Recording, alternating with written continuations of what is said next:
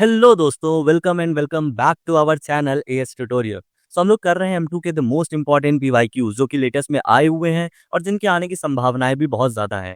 आप इस चैनल को तुरंत सब्सक्राइब कर लें ताकि आपको ऐसा पीवाईक्यू कंटेंट तुरंत मिलता रहे। तो चलिए शुरू करते हैं बिना किसी देरी के। हम लोग डिस्कस करेंगे इसमें यूनिट 1 का पीवाईक्यू और पहला क्वेश्चन आता है using variation of parameter method solve this equation.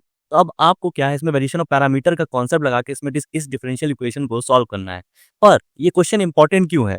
क्योंकि इसमें आपका कॉची डिफरेंशियल इक्वेशन का भी ये कॉन्सेप्ट लगेगा। क्यों?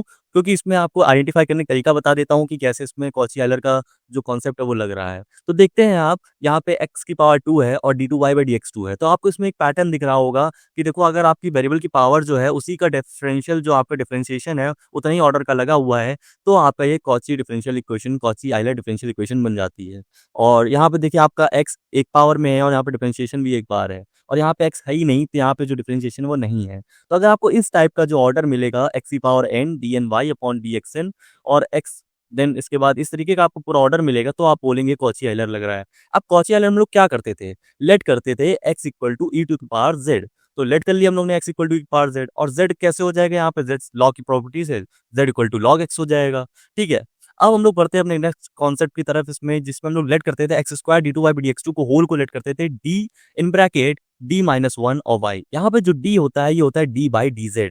तो इसको आप ध्यान में रखेंगे। तो ये कुल मिला के हम लोग को बस स्टैंडर्ड कन्वर्जन करना है कॉची डिफरेंशियल इक्वेशन का, वो हम लोग कर रहे हैं। यहाँ पे x dy/dx को किससे रिप्लेस कर दिया? dy से। जब आप उसको पूरा रिप्लेस करेंगे तो आपकी इक्वेशन बन जाएगी कुछ इस प्रकार से, d-1y plus 2dy minus 12y। अब आप इसको सॉल्व कर लेंगे कैलकुलेटर से, तो आपका क्या आएगा? यहाँ से रूट्स आएंगे।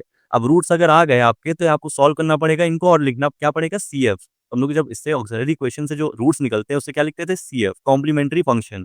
तो हमने कॉम्प्लीमेंट्री फंक्शन निकाला, m इक्वल टू 3 और -4 आया। अब ध्यान रहे बच्चे, गलती क्या करते हैं यहाँ पे e पावर 3z लिखना होता है, वहाँ पे 3x लिख के चले आते हैं।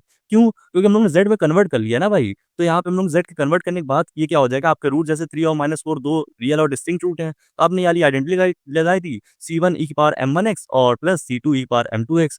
तो c1 e की पावर 3z हो जाएगा और c2 e की पावर -4z हो जाएगा। z रहेगा, ध्यान रहे। देन इसी तरीके अब आप यहाँ पे z की वैल्यू भी रख सकते हैं। z की वैल्यू रखेंगे log x, तो आपका जब सॉल्व करेंगे तो आपको बन जाएगा c1x³ प्लस c2x पावर -4। अगर आपको नहीं समझ में आया ये स्टेप कैसे हुआ, तो आप एक बार थोड़ा सा लॉग की प्रॉपर्टी अगर इसमें लगा के देखेंगे तो आपको क्लियर हो जाएगा। और अगर तब भी ना आए तो आप कमेंट बताइएगा, मैं आपको नेक्स्ट वीडियो में जरूर बता दूंगा। देन यहाँ पे u इक्वल टू x³ करा। अब ये कहाँ से आया? ये हम लोग ने इसमें जो है इसका जो पार्ट होता है, पहला वाला पार्ट, इसको हम लोग यू लेट कर लेते हैं और सेकंड वाले पार्ट को वी, जो कांस्टेंट छोड़ के पार्ट होता है, क्योंकि सीएफ निकाला। वेरिएशन ऑफ पैरामीटर यही तो कहता है कि हम लोग जो उसका C1 कांस्टेंट होता है उसके साथ जो टर्म होता है उसको यू लेट कर लेते हैं और C2 के साथ वी को लेट कर लेते हैं। आपने इनको लेट कर लिया। अब यहाँ पे आपको रॉन्स्कियन निकालना है, ठीक है। तो रॉन्स्कियन निकालने का ये आपका एक मेथड है, ये मैंने डिटर्मिनेंट को शॉर्ट फॉर्म में लिख दिया है। तो आप इस तरीके से आप रॉन्स्कियन निकाल सकते हैं। रॉन्स्कियन क्या आया? -7/x²। तो आपने अभी इतना पार्ट कर लिया, कन्वर्जन कर लिया, कॉची आइलर से आपने CF निकाल लिया। देन इसके बाद आपने यहाँ पे उसके बाद जो u और v है उसकी वैल्यू फाइंड कर ली, रॉन्स्कियन फाइंड कर लिया। अब हम लोग का जो मेन फंक्शन होता है वो कैसे होता है? y equal to au plus bv। तो हम लोग को u पता है, v पता है, a और b की वैल्यू निकालनी है। u v तो हम लोग ने अभी यहाँ से निकाल लिया CF से, ठीक है। और ये जनरल सोल्यूशन हो जाएगा, हम लोग को कंप्लीट सोल्यूशन यही हो जाएगा। तो अब यहाँ कैसे लिख देंगे इसको? u की जगह रख दीजिए x³ और v की जगह 1/x⁴, तो लिख देंगे y equal to ax³ plus b/x⁴। आप इसी तरीके रिप्रेजेंट करेंगे तो आपको पूरे मार्क्स मिलेंगे, कोई भी स्टेप के मार्क्स कटेंगे नहीं आपके। अब हम लोग नीचे बढ़ते हैं, यहाँ पे a की वैल्यू निकालते हैं। a का फॉर्मूला होता है a equal to minus integration of r। r क्या होता है? अब मैं आपको r एक बार बता देता हूँ। r जो आपका इस जो राइट हैंड पार्ट होता है इसको बोलते हैं। यहाँ पे तो r 0 है आपका, तो यहाँ पे आप इसको 0 लिख देंगे, ठीक है। तो यहाँ पे इक्वल टू, यहाँ पे आर वी आपने यहाँ से ऊपर से निकाल लिया, यहाँ से v इक्वल टू 1/x⁴ किससे आया था? Second part of this.